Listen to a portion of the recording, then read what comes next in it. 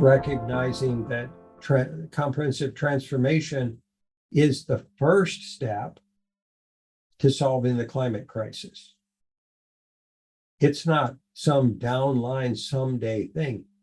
It's the first item on the list, understanding the necessity of that transformation. If we don't do it, a lot of people are going to die.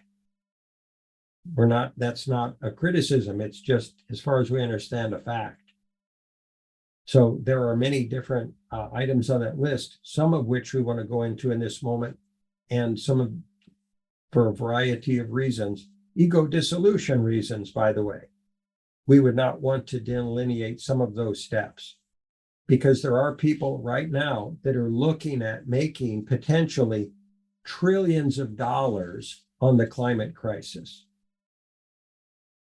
So if we don't put this information out there in a way that dissolves ego, does it make sense that these organizations that are looking to make big money, at least appearing with a veneer of solution to the climate crisis, will just try to co-opt what we would offer in order to make money on it, and that they would, in essence, be executing children by their choice?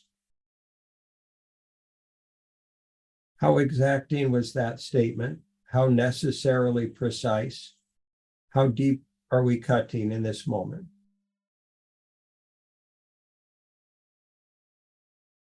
If we put it in other terms, if we put it in veneer terms, if we don't puncture the ego with every word, every statement, every approach, every plan, every strategy, every action, then the ego will continue to kill itself and the planet and many other species on the planet, to the point of ecosystem collapse, which is not just a bunch of species dying. It's not just a bunch of humans dying. Ecosystem collapse is the whole game. It's a planetary setback and reset that most human beings could not even begin to imagine the tiniest sliver of implication of. Not, even if we were wiped out as a species completely, that's not nearly the impact, the destructive impact we're talking about here. If we don't put it in these terms, if these messages are not received, where will the fortitude, the resolute intentionality, the courageous commitment be arrived at that is sustained in order to solve this climate crisis, in order and save as many species as possible, as soon as possible? It's the lack of this sober and sobering conversation. It's the veneer of trying to make it, to pretty it up, or to make it politically acceptable, or not too scary, or more palatable, or spice it a little bit, or show a little bit of potential profit, that is perhaps the road to murdering a million species.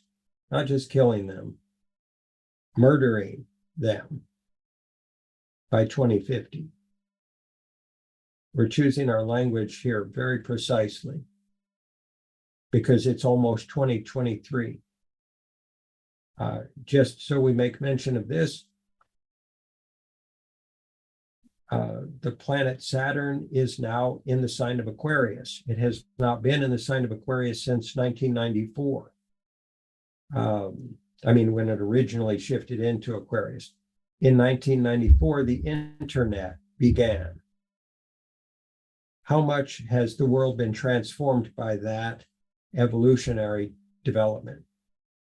What massive transformations are right now on the horizon for us as a species and as a planetary evolving system of systems?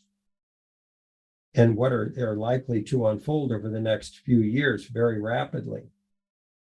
We would suggest that the energies, these astrological energies, are setting the stage for a rapid evolution technologically, and that is going to transform everything economically, socially, politically, and we would hope for the better. So buckle up, hope and pray for the best if you choose to.